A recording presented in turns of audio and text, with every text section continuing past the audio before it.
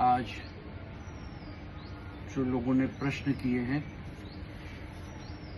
उनका ये प्रश्न हमारे व्हाट्सएप के माध्यम से या कोई कार्यक्रम में कोई पत्र माध्यम से जो पूछे जाते हैं उनका क्या समाधान हो सकता है। एक बहन गुजरात से उनने प्रश्न किया है कि दहलीज पर, हमारे घर की दहलीज पर क्यों साफ सफाई रखना और उसको कैसे करें कि हमारे घर सुख शांति आना शुरू हो जाए।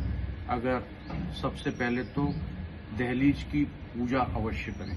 दहलीज मतलब मुख्य दरवाजे का बीच वाला हिस्सा, उसको आप चाहें तो किसी रंग से बना सकते हैं। दहलीज पे कभी चप्पल ना उतारें। दहलीज को हमेशा अपने हाथों से, पोछे से या कोई कपड़े से साफ करें।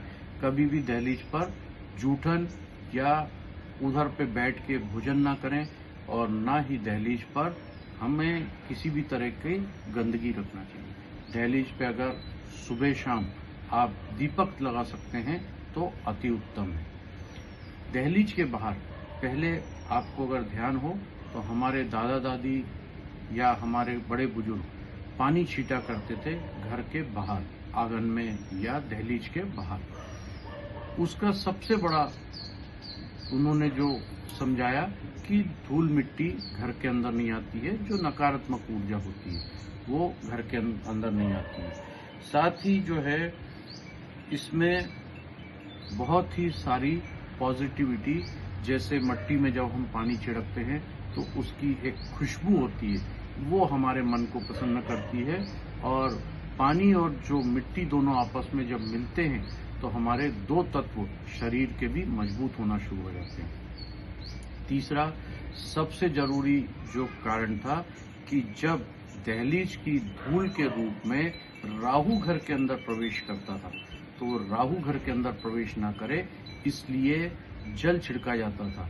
इसका हो सकता है उन्हें इतना बारीकी से ज्ञान न हो, लेकिन वो अनजाने में ही ये शिक्षा देते थे और हमें बताते थे कि हमारी दहलीज को साफ रखेंगे तो हमसे पितृ कभी नाराज नहीं होंगे, और पितृ नाराज नहीं होंगे तो घर में धन धान्य, यश, कीर्ति, घर में एक दूसरे का पारिवारिक रिश्ता मजबूत होगा।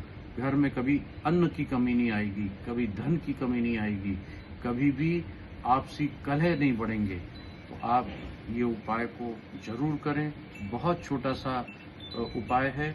और बहन जो गुजरात से आई थी उनका बहुत बहुत आभार कि उनने इतना महत्वपूर्ण प्रश्न जो लोग भूल गए थे और हम करना भूल गए थे, उसको आपने माध्यम से हजारों लाखों लोगों तक पहुंचाने का प्रयास किया है।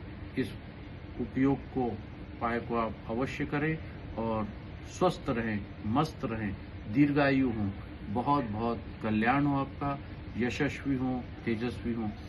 इन उपायों से आपको क्या फायदा मिलता है आप अवश्य बताइएगा।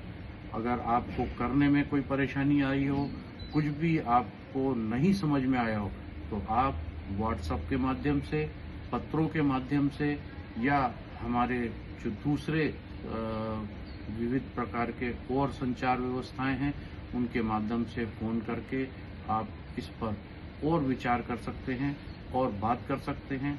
ओम आनंदम, ओम आरोग्यम।